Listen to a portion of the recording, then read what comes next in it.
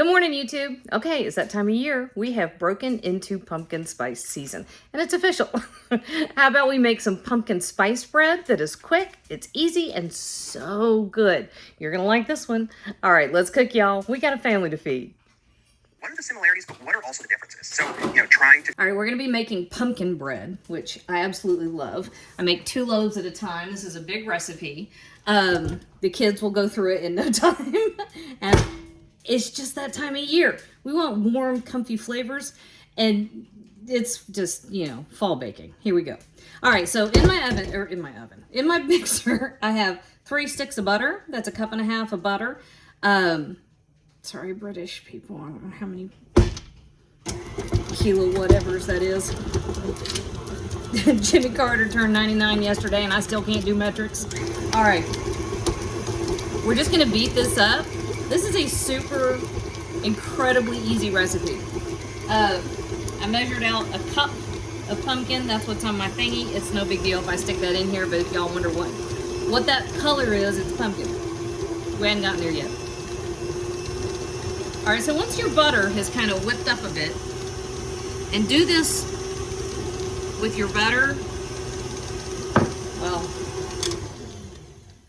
your butter should be at quote-unquote room temperature.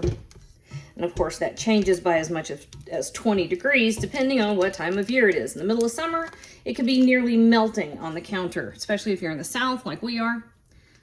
1 3/4 cups of just plain old white sugar.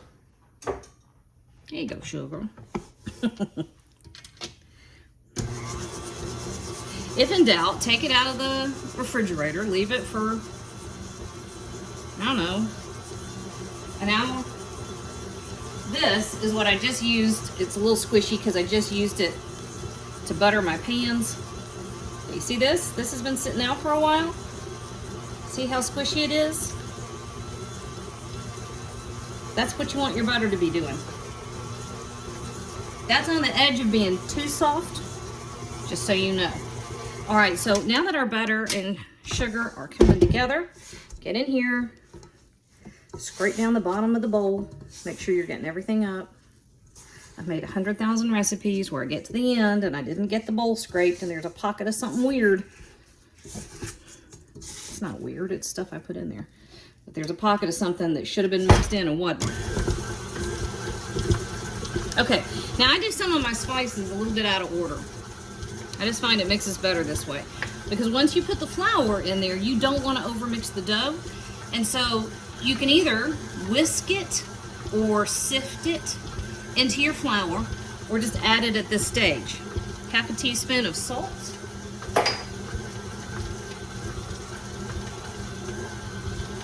Half a teaspoon of baking powder. You can use baking soda if you absolutely have to, but keep an eye on your loaves because they're gonna rise up higher and then they'll sink in the middle, which doesn't affect a thing but the way they look. They just look a little weird. All right, I've got 3 spices, a teaspoon of cinnamon, a teaspoon of allspice. That is not allspice, I'm a liar. That was nutmeg. And a teaspoon of ginger. Now we're pretty pro ginger around here. 2 teaspoons vanilla. We love ginger, we can't get enough of it. If you're sensitive to ginger or it's not your favorite, scale that back to 1/2 teaspoon. Or leave it out. It's your bread, you should love it. Make it the way that makes you happy. That's the fun thing about spices. You get to control the flavors that you like best. There aren't too many things that happen that way in this world, so take them when you can get them.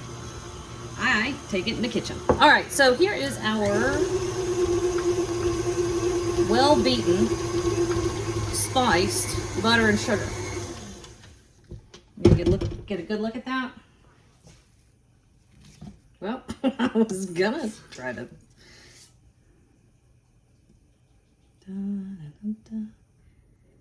And yes, I would like to just eat it out of the bowl, just like it is.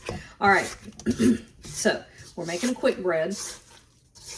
So you're gonna have some variation in quick bread based on flavors, of course.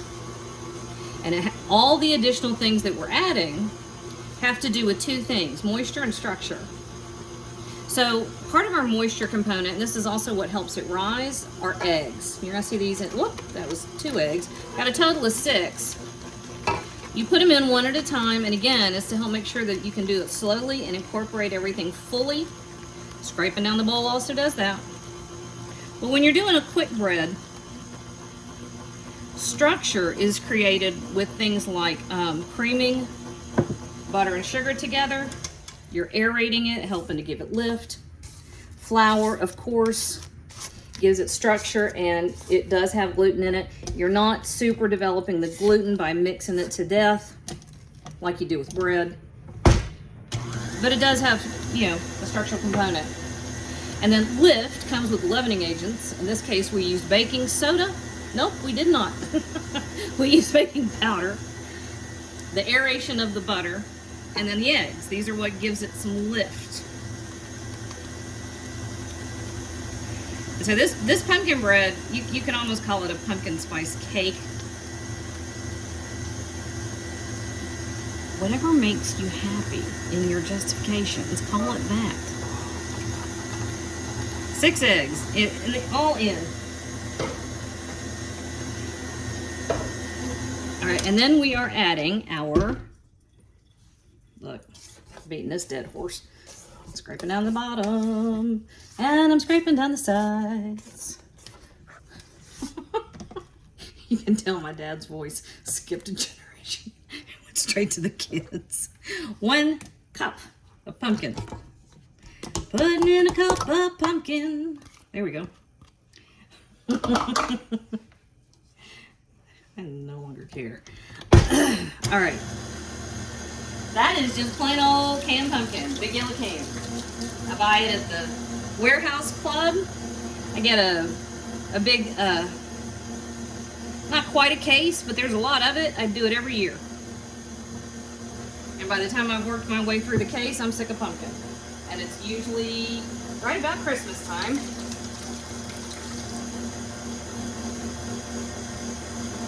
All right, so everything is blended together, and look here. We added those eggs. You see the texture of that?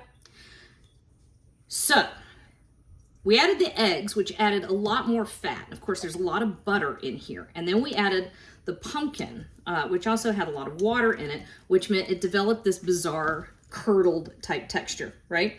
That's because there is water and oil, and they are not mixing, and there is nothing yet to bring those two things together. Until now. We are adding our 3 cups of flour, about a cup at a time. We're going to go slow so we don't get a flour shower. You also don't want to go crazy because you don't want to overmix it. Overmixing it will develop the gluten too much, which makes it tough. And nobody likes tough baked goods unless it's a baguette. Dun, dun, dun, dun. Love yours. Oh, I shouldn't have said anything about a baguette. Now I'm getting, you know, sometimes, you know the voices that you hear in your head? Uh-huh. Your inner monologue, not the fun kind of voices, just the way you talk to yourself. Sometimes mine is Karen Kilgareth, and sometimes it's Sarah Jane from Murder Most Irish. On occasionally, somebody French gets in there. And now you probably know way too much about the way I talk to myself. Okay. All right. We are almost at the end of it. So I've got a 350-degree oven, and I've just dropped a lot of batter all over the counter. There we go.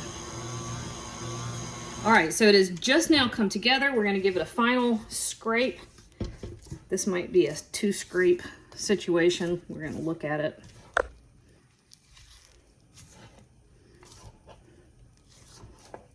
Okay, here we go. Dun, dun, dun. I have pumpkin. Look how much of that I've got all over me. probably why I don't wear aprons. It's like, what's the point? I don't need an I don't need an apron. I need a caftan. All right, that was. I had a great aunt who wore caftans in the 70s, and we would. And she wasn't a big person, but she was tall. She was a really tall lady, taller than average. And so we would get those caftans. And I remember Julie Grubb and Julie Hay, we would take one of those caftans and put it up over chairs, like you do a tent, like a kid making a kid fort. Except it was really kind of psychedelic colors. And we would just have our little forts, and they were probably watching after school specials about latchkey kids. Okay, so good Lord, hang on. Oh man, there we go. Oh, all fixed. All right, so 2 loaf pans. All right, now one of the other things that you want to make sure you're doing, something I forget to do all the time, so do as I say, not as I do. All right, this does not have to be rocket science, but you do want them to be roughly even, because that lets them bake at the same time. And you know that they're both done. That noise in the background is the cat that's laying on my keyboard. Listen. Wait a minute. That's where my dad's voice went for real. And just so you know, I do have his permission. He knows that we catch him singing all the time. He sang in the choir in high school.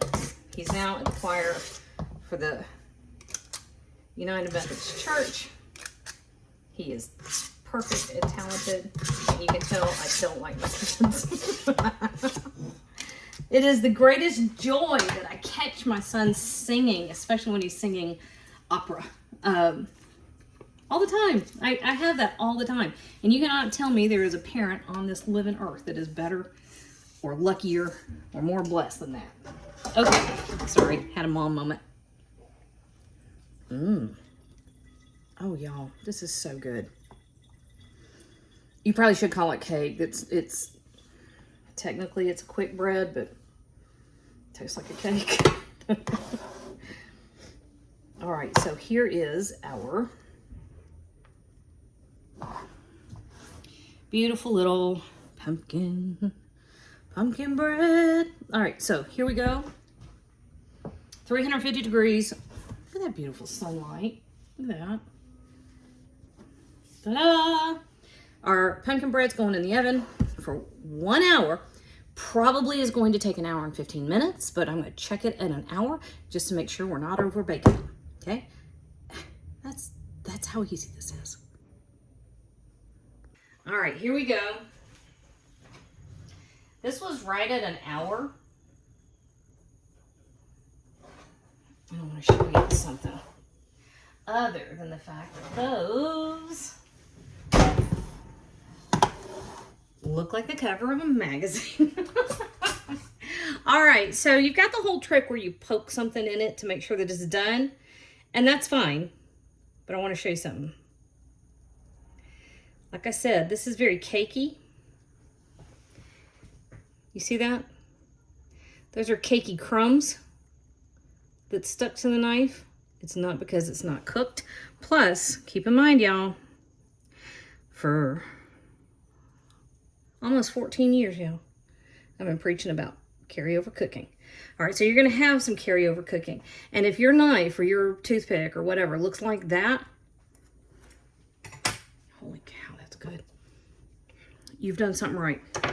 Let this finish. We're going to let them rest in their pans 10-15 minutes, or until Bladen comes in here to take the garbage out, because that's going to be our deadline, because once he sees pumpkin bread, it's all in. It's all over but the shouting. But we're going to give this 10-15 minutes. I'm going to turn it out to cool on a rack, theoretically, or until Bladen walks in the kitchen. All right, once they're cool, or I have to save them, I'll cut it and show you what they look like. Okay, so in a self-fulfilling prophecy, it took less than, I'd say, 360 seconds before Bladen was in here saying, can I eat these? So, also, that's why we're making it. Check that out. That's beautiful. It's also hot. Just trying to, you know, have the whole... Woo! Angels singing at the pumpkin bread. That's a thing. They do. Aw, we had Booney singing in the background, see? Sometimes angels do sing over pumpkin bread. Okay, since I have to take Kinsley to the doctor, we are kind of gonna rush this a bit. Bladen, back up. I see you.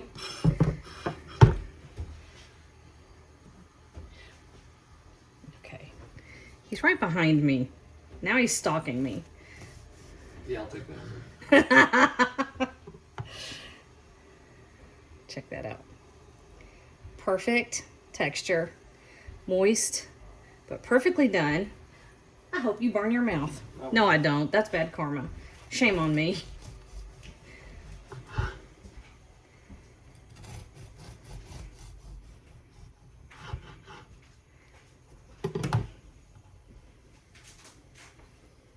Perfect. It smells so good.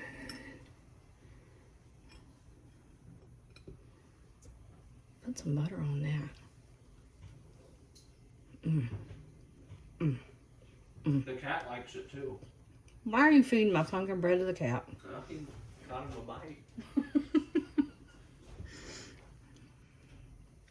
This is so easy and so rewarding. The payoff for the time and energy spent is 1,000 times. So good. It smells good. It tastes as good as it smells. What that means is in humans, taking all sorts of itch patients together, what are the similarities? Tango.